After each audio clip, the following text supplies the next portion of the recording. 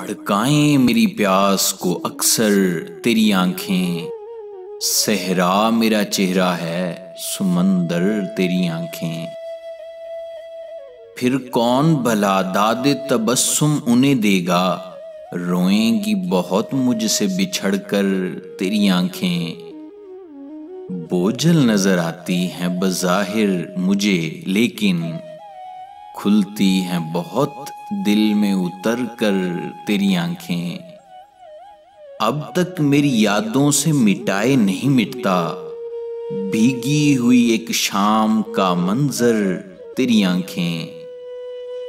मुमकिन हो तो एक ताजा गजल और भी कह लूं, फिर और न लें ख्वाब की चादर तेरी आंखें।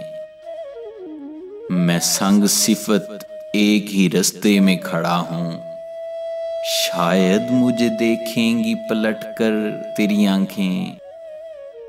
यूं देखते रहना उसे अच्छा नहीं मोहसिन, वो कांच का पैकर है तो पत्थर तेरी आंखें।